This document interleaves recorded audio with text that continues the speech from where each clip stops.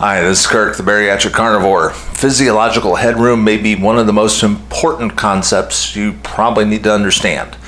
It's a concept that basically somebody came up with a long time ago that describes, hey, here's some most you can do. That's the high end of the curve. And then there's the low end, which is when you can't do anything else, basically when you're dead. And when you look at that curve, the most you can do and the least you can do, over the course of a lifetime, you want to keep the curve as close to the most you can do, as high as possible, right up until the end, till you can't do any more and you're dead. That should be the goal. Frankly, that's our birthright.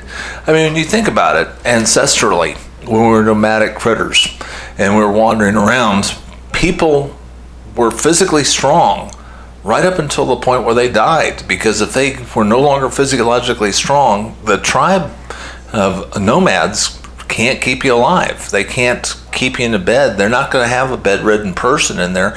You're just basically left behind and died. So, yeah, and frankly, we like to think that, oh, well, everybody died at 32 back in that time, and it's not true. People actually, from according to skeletal records, people lived a very long time if they survived, accidents and disease. As long as there wasn't some sort of major trauma. I mean, one of the great things about modern medicine is it does a great job at, acute illnesses. When we've got trauma, major injury, and when we've got different diseases, we can protect ourselves from those. That's what medicine has done as far as extending life is concerned. But half of Americans or more right now have some sort of chronic disease. Chronic disease means that it's basically lifestyle created, and you're not going to die from it, but it's going to take away your health span. It's going to lower the area under the curve. It's going to keep you from being as physiologically capable as you can be.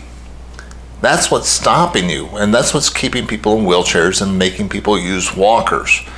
And frankly, walkers, if you can get yourself or somebody else from having to use a walker, you're basically saving their life.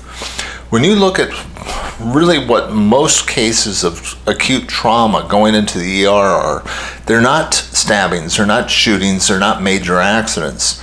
They're elderly people having falls. And you may say, well, there's so many more elderly people because the boomers are getting older, and that's, you got a point, but it's a percentage of the elderly that are having the falls that is becoming such an acute problem. And when they start to triage or see, what's the chances of survival of this patient, they ask the family, okay, can they get out of a chair without having to use their hands to push themselves? Can they just get up?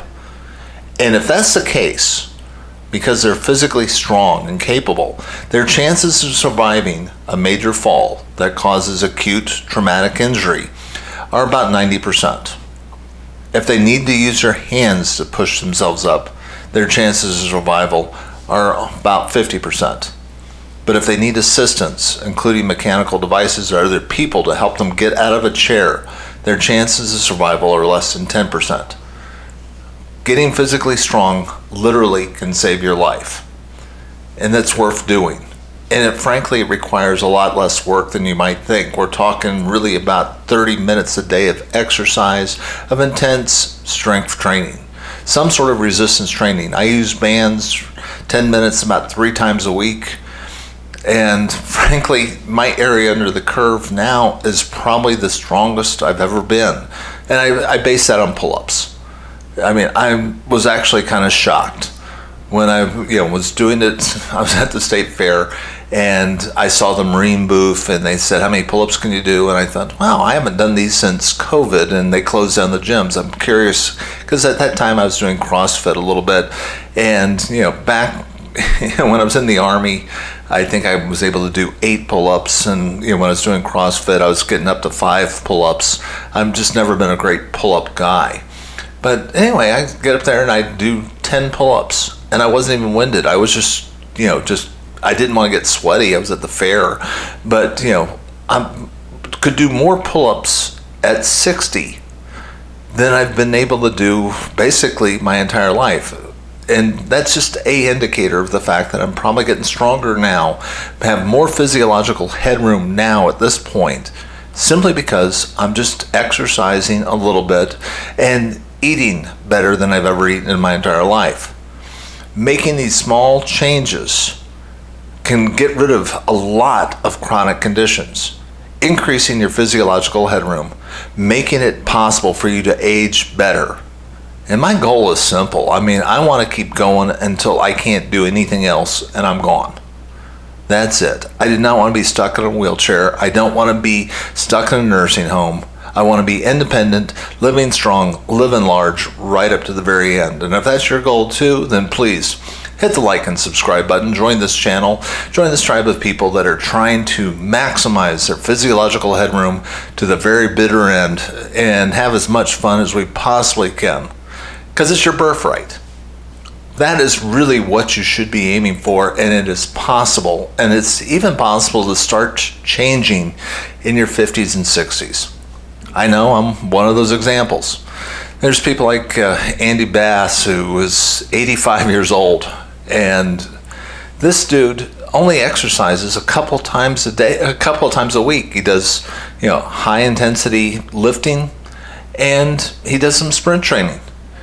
And he's just in phenomenal shape at 85. There's people that are hundreds, that are, there's a guy at 107 years old just ran a marathon. Think about Satchel Paige, who became the oldest rookie at 47 and kept on pitching until his 50s. Tom Brady kept playing competitive NFL football well into his 40s and is still continuing his diet and still keeping up high physiological headroom. It's your birthright as a human being. Maximize as much strength as you've got.